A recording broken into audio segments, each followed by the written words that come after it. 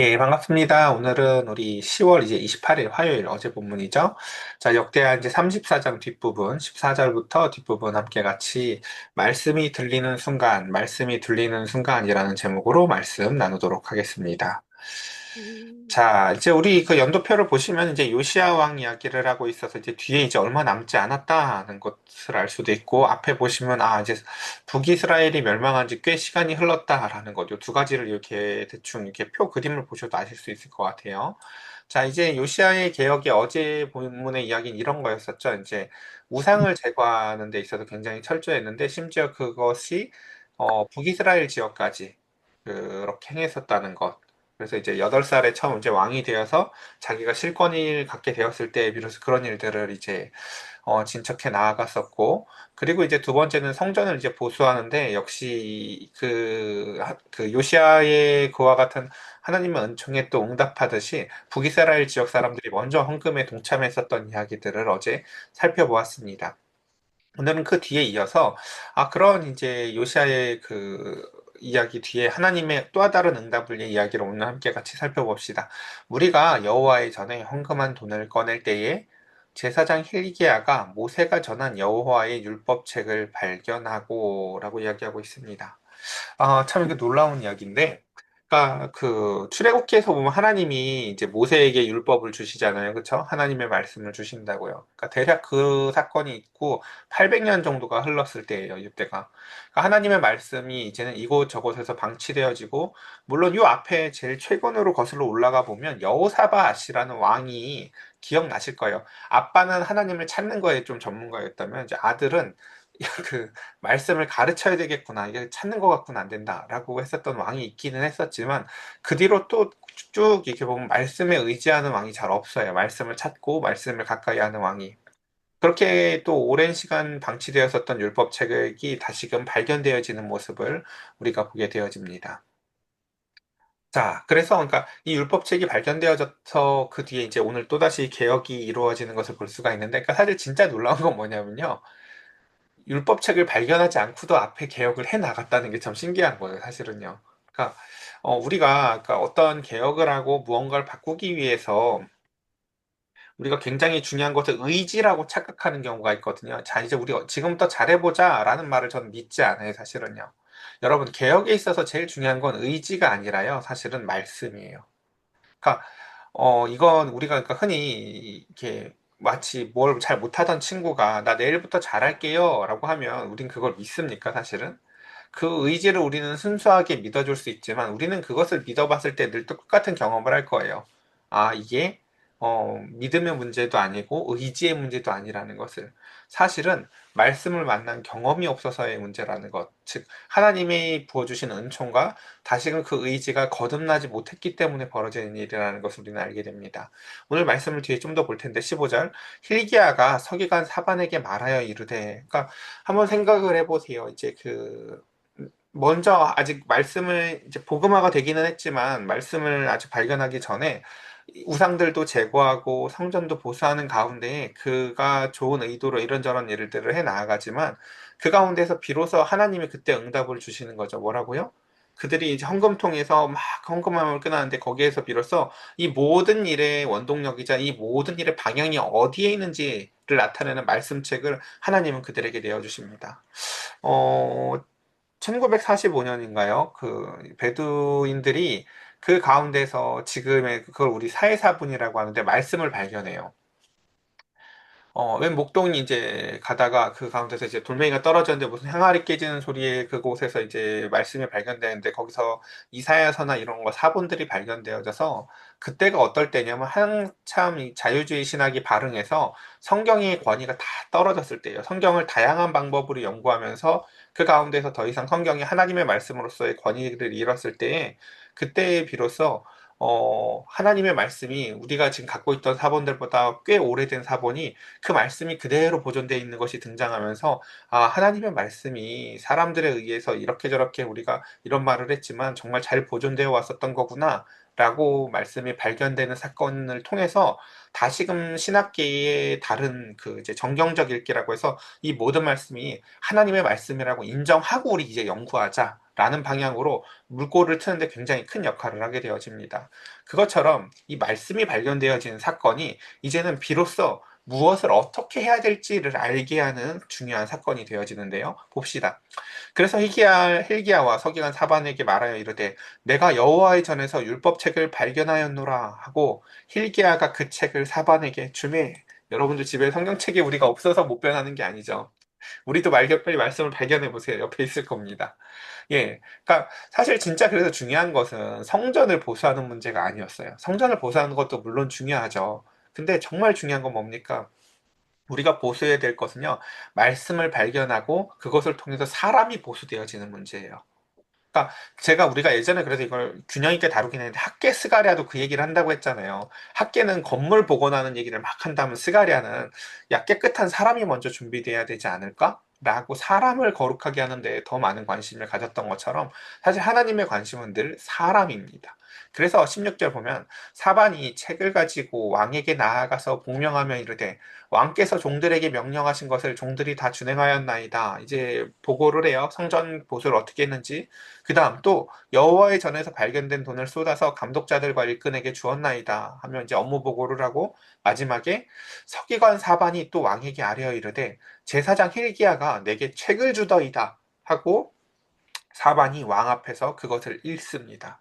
자, 이 말씀이 무슨 말씀일까요? 저 뒤에 보면 이제 나타나지만 근데 이제 말씀이 뭔지를 일단 바로 안 드러내고 그러자 말씀을 읽었어요. 다시 한번 생각해 봅시다. 성전을 보수하고 이 일이 왕의 명령대로 진행됐는데, 청소하다 보니까 이런 게 나왔어요. 라고 해서 말씀이 있고, 그걸 읽습니다.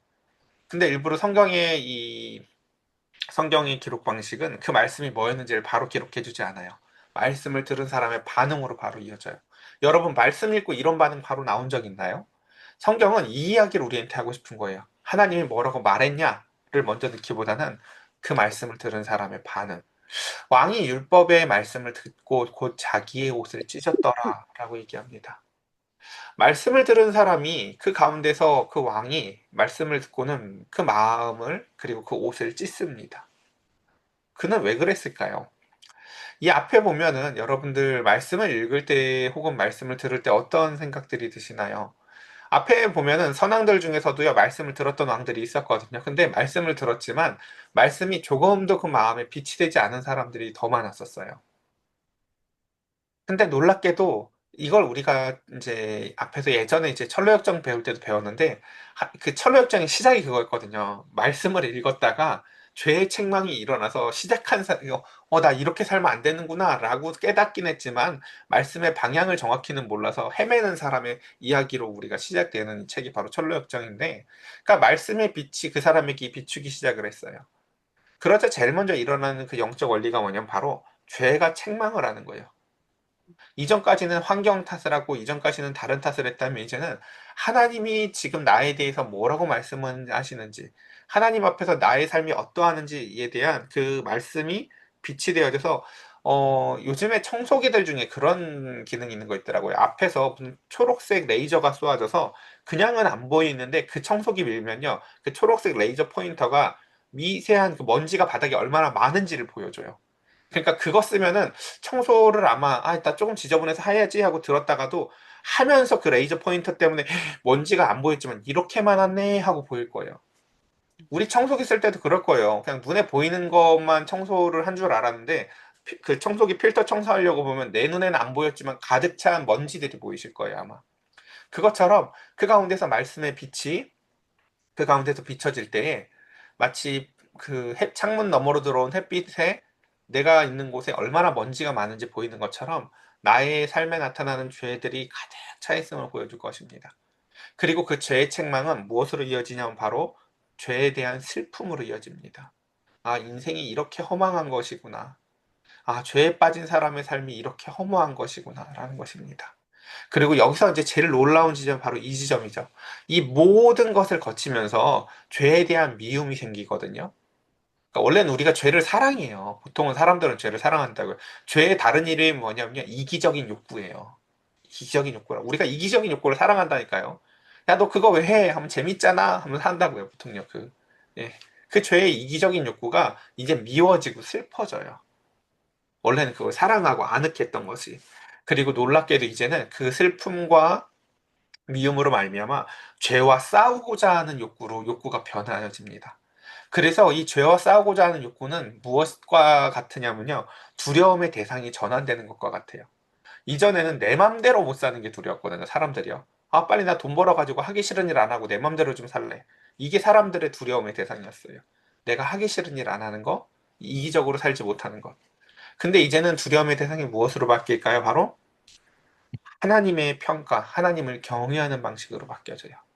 그래서 이렇게 좀 더 이제 뒤에 이야기를 보면은 왕이 힐기야와 사반의 아들 아히감과 미가의 아들 압돈과 서기관 사반과 왕의 시종 아사야에게 명령하여 이르되 너희는 가서 나와 및 이스라엘 유다의 남은 자들을 위하여 이 발견한 책의 말씀에 대하여 여호와께 물으라 이야기합니다. 여기 두 가지 특징이 있어요. 첫 번째, 이 말씀을 전해야 되는 대상이 누가 포함돼요? 여전히 아까 그 북이스라엘까지도 다 포함해서 전하라고 이야기를 하면서 여호와께 물으라 라고 얘기를 하죠. 이 참 중요한 이야기인데 예전에 제가 얘기를 드렸죠. 청년들 상담할 때 늘 먼저 찾아오는 경우, 그러니까 청년들이 그냥 원래 자기 맘대로 살다가 이제 먼저 이제 목사님하고 찾아오는 경우에 대충 상담의 70%는 다 이성 문제라고요. 목사님, 이 친구랑 사귀어도 돼요? 안 돼요? 라고 물으려고 찾아와요. 제가 얘기했죠. 물을 필요가 별로 없다고. 왜요? 이 친구들이 올 때 정말 물으려고 오는 사람이 없어요. 왜 올까요? 이미 자기들은 사귀고 있어요. 마음의 결정도 다 했어요. 근데 이제 예를 들면 안 믿는 친구거나, 그쵸?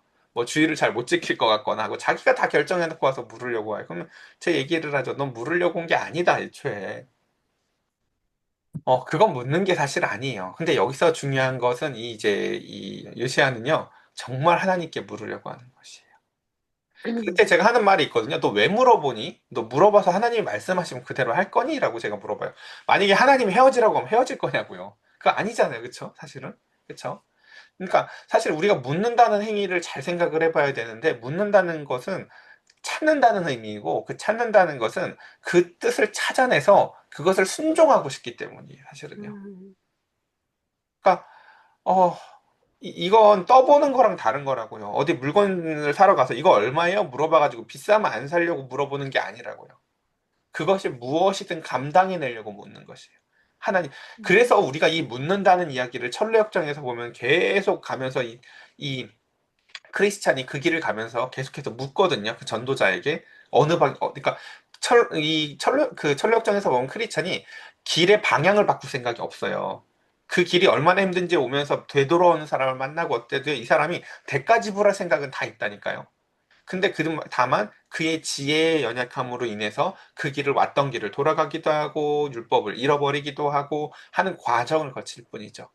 그에게도 역시나 이제 여기 오늘 본문에도 보면 이 사람은 지금 이 요시아는 하나님의 뜻을 알아내서 순종하기 위해서 어떠한 대가라도 지불하기 위해서 하나님께 묻기를 원합니다. 음, 그래서 우리 조상들이 여호와의 말씀을 지키지 아니하고 이 책에 기록된 모든 것을 준행하지 아니하였으므로 여호와께서 우리에게 쏟으신 진노가 크도다. 우린 이 요시아의 말을 통해서 알 수 있어요. 아, 들려진 말씀이 어떤 거였겠다라는 거. 예를 들면 사사기 내용 같은 걸 수도 있을 것 같아요. 그쵸? 아, 계속해서 그게 반복되었던 역사들. 그쵸? 그래서 좀 더 보면은 이에 힐기야와 왕이 보낸 사람들이 여선지자 훌다에게로 나아가니 그는 하스라의 손자 도카의 아들로서 예복을 관리하는 살롬의 아내라. 예루살렘 둘째 구역에 살았더라. 그들이 그에게 이 뜻을 전하매 참 독특하죠. 우리 여자 선지자가 잘 없다라는 거 우리 구약 성경에서 늘 봤었어요. 근데 우리 사사기 이야기할 때 우리가 봤죠.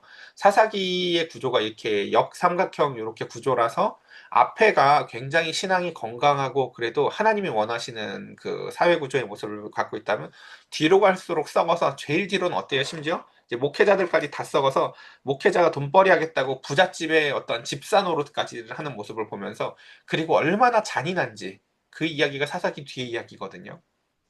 근데 그 중요한 특징이 뭐라고 했어요? 앞에는 여자들이 굉장히 많이 등장을 하고 여자들의 이름도 다 기록을 했고 여자들이 사역도 해요. 근데 뒤로 갈수록 아예 점점 이름이 사라졌다가 이제 아예 등장하지 않는 모습을 볼 수가 있죠.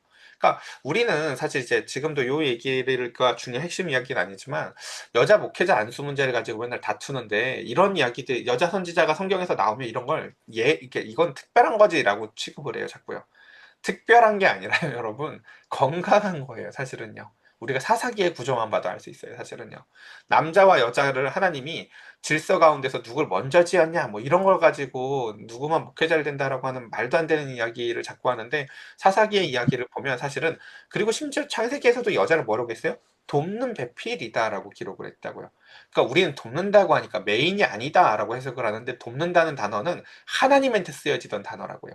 하나님이 우리를 도우신다라고 할 때 말이죠. 그것처럼 그 가운데 좀 더 이제 23절 넘어서 보도록 할게요.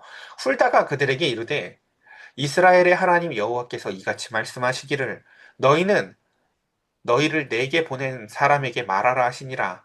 여호와께서 이같이 말씀하시기를 저는 이 훌다가 4번 반복해서 이 말을 하거든요. 말의 내용보다도요. 형식이 계속 뭐냐면요.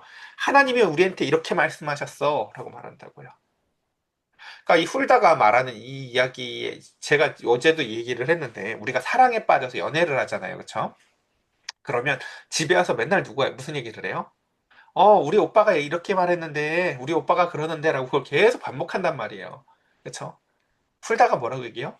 하나님이 우리한테 이렇게 말씀하셨는데 하나님이 우리한테 이렇게 말씀하셨는데 라고 훌다는요. 계속해서 그 말을 반복해요.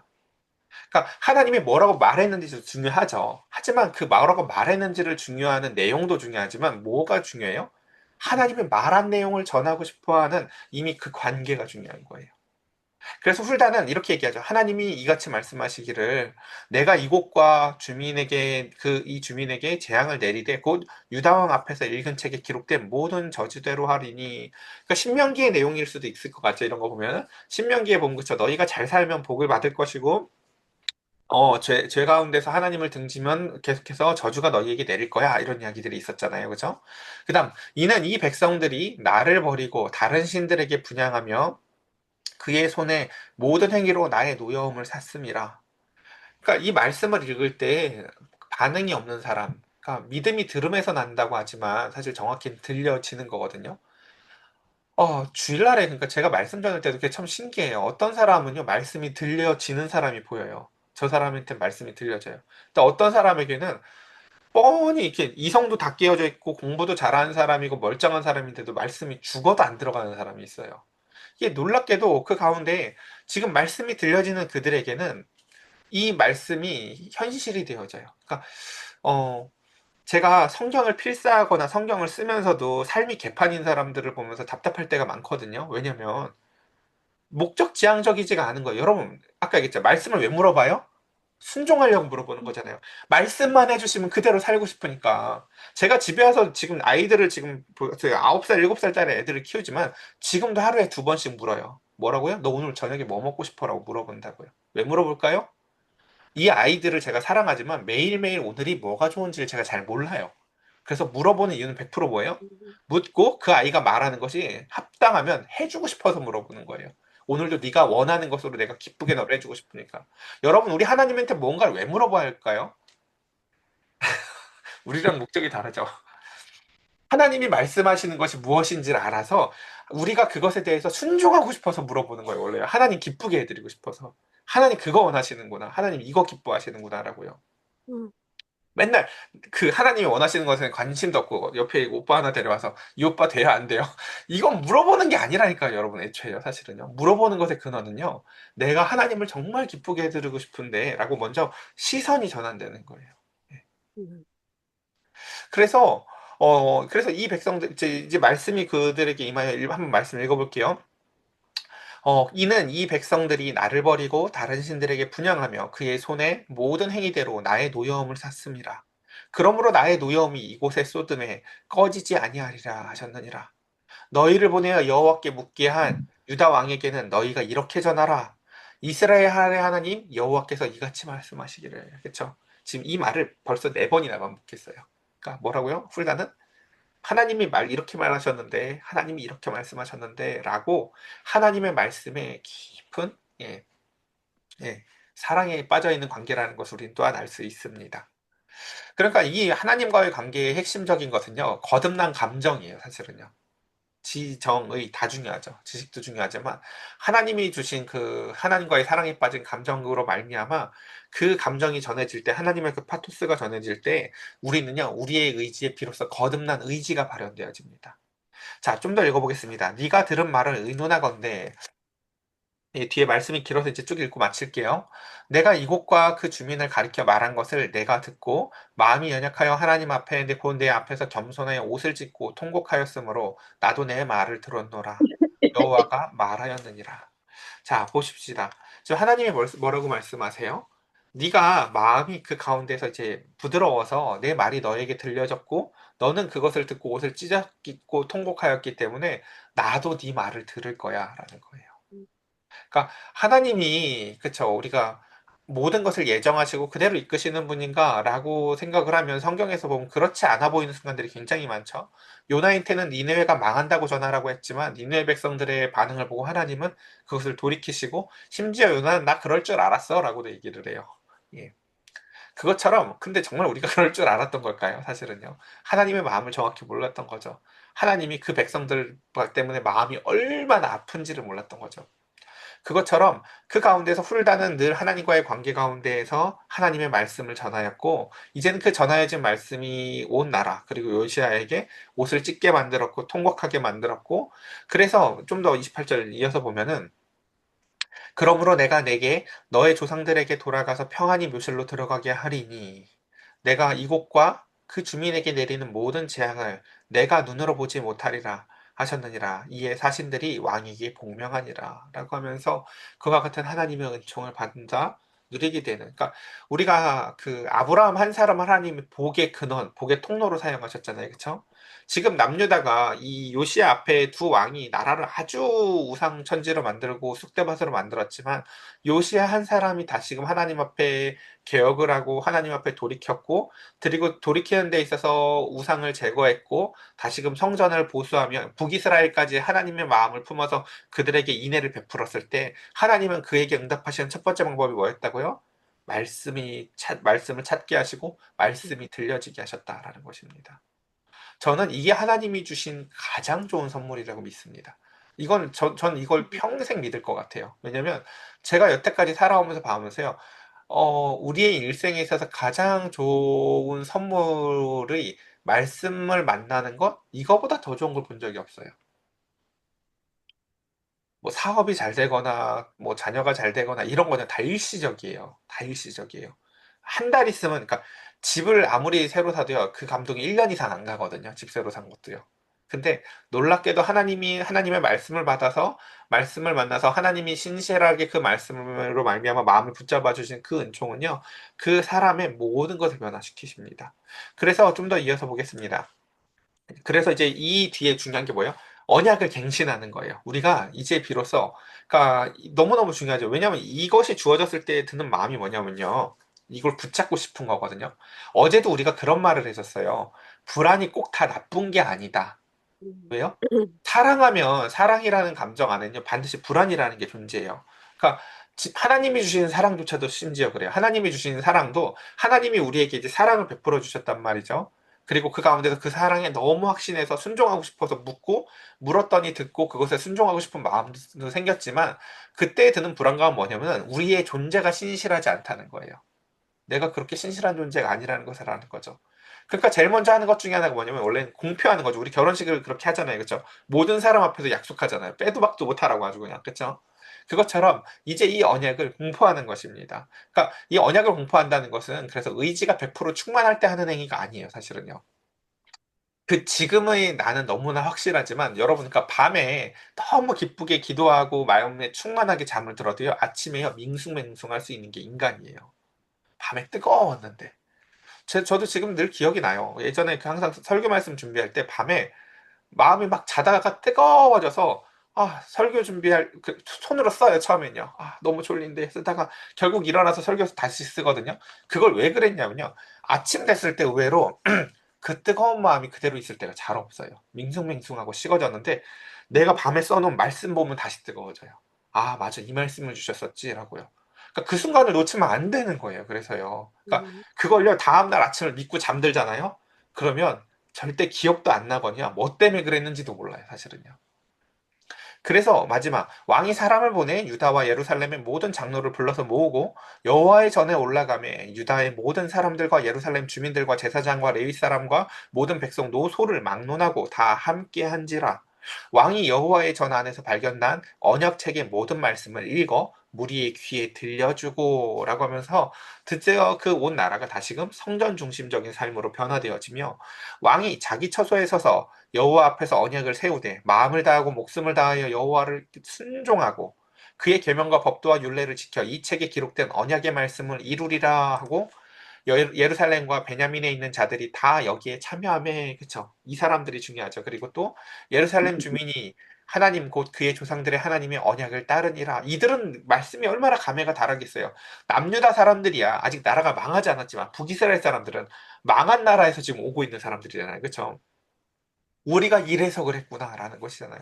이와 같이 요시아가 이스라엘 자손에게 속한 모든 땅에서 가증한 것들을 다 제거해 버리고 이스라엘의 모든 사람으로 그들의 하나님 여호와를 섬기게 하였으므로 요시아가 사는 날에 백성이 그들의 조상 하나님 여호와께 복종하고 떠나지 아니하였더라. 예, 말씀이 오늘 시간이 많이 지나서 이제 정리해 봅시다. 첫 번째 우리는 그 말씀이 보여주는 개혁의 모습을 봤습니다. 어, 그러니까 이 이야기의 핵심은 그런 거였었어요. 사람이 의지만 갖고 되는 게 아니라고요. 의지를 갖고 물론 여러 가지를 해냈어요. 요시아는요. 자신의 의지를 가지고 또한 인격적인 하나님을 만나면서 그 가운데에서 앞에 보면은 저 성전도 보수해내고 우상들도 제거했지만 하나님이 그때 그에게 주신 가장 큰 선물이 무엇이었다? 바로 말씀을 주심으로 말미암아 그가 일평생 동안 잃어버리지 않을 방향을 알게 하셨습니다. 그래서 그 말씀이 보여준 개혁은 또한 이게 첫걸음 뭐였냐면 말씀이 보여주는 현 주소였었습니다. 말씀의 빛이 비추자 우리의 모습이 보였습니다. 아, 우리가 얼마나 형편없는지. 전 이걸 늘 이렇게 예를 들었던 것 같아요. 지나온 삶이 딱 보여주는데 뒤돌아보니까 밤새 술 먹고 토한 사람이 흘려놓은 토 같은 저 스트리트 피자로 가득한 것들. 내가 사람들의 마음에 줬던 상처들 이런 거 막. 맨날 내가 억울했는데 보니까 사실은 내가 싸질른 거예요, 보니까. 내가 그 사람한테 먼저 상처 줘서 그 사람이 나한테 맞겠던 거지. 사실은 내가 억울했던 게 아니야. 하나님이 그 모든 것을 알게 하셔요. 내가 억울할 게 아니구나라는 것을요. 그리고 심지어 그것들을 날마다 하나님이 몰래 몰래 치우주셨다는 것들. 그 사람의 마음의 상처들 이런 것들. 그래서 오늘 이 말씀을 통해서 결국은 개혁되어지는 순종하고 싶어서 물어보는 이 요시아의 이야기를 통해서 우리의 한 사람 한 사람의 신앙이 다시금 하나님한테 진정으로 묻고 순종하는 신앙으로 거듭나기를 간절히 축복합니다. 우리 시간 함께 같이 기도할까요?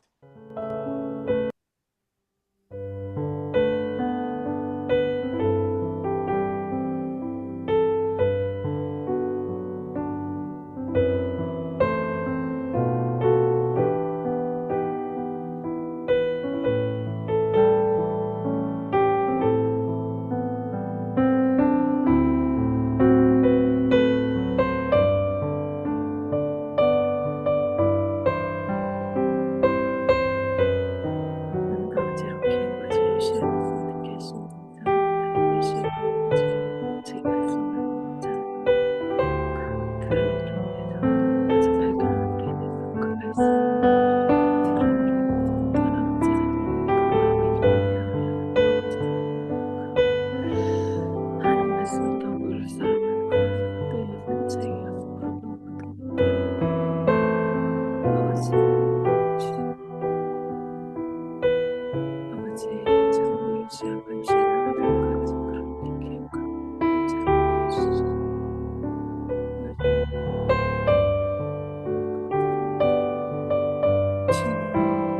지금 책이 아버지 우리를 지나가시다 아버지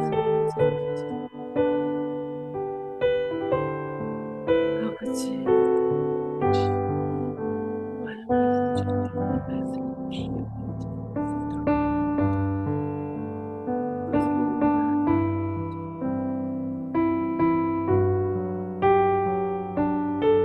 말씀해 주시고 오늘도 아버지 하나님 말씀을 주십시오. 그러니 아버지 하나님 진정히 기억하여 주시옵소서. 아버지 그날 쓰는 것이 아버지 주의 잘 안정되게 아버지 될 수 있도록 도와주시고 또한 우리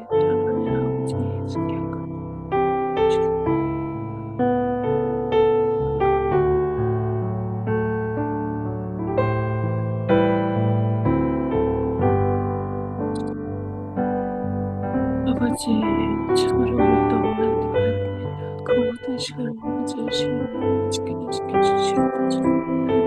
하나님 말씀 들었다 주시옵소서. 아버지, 주님, 기도드리겠습니다. 사랑하는 하나님, 우리가 하나님 앞에 다시금 마음을 겸비하며 주님이 말씀의 빛을 비춰주실 때에 마음이 단단하거나 등을 돌려 알지 못하는 자가 아니라 부드러운 마음을 가지고 죄의 슬픔, 죄와 싸우고자 하는 마음을 가지고 하나님 앞에서 다시금 경외하며 살아가기 원합니다. 우리 사랑하는 자녀들에게 말씀의 빛이 비추어 소경과 같았고 귀머거리와 같았던 자들이 이제 부드러운 마음을 가지고 새롭게 띄어진 눈을 통해서 새롭게 들려지는 말씀을 통해서 살아갈 수 있기를 원합니다. 주님, 우리 사랑하는 자녀들에게도 그 은총을 더하여 주시사 날마다 교회에 올 때마다 들었던 말씀이 아니라 하나님의 말씀으로 들려지게 하시고 순종하고 싶어서 듣고 묻게 하시고 들은 말씀에 순종하고 말씀대로 살아나아가는 기쁨을 알게 하여 주시옵소서. 주님, 오늘도 우리를 주의 지팡이와 막대기로 그의 말씀의 막대기로 인도하여 주시옵소서. 우리 주 예수 그리스도의 이름으로 기도드렸사옵나이다. 아멘.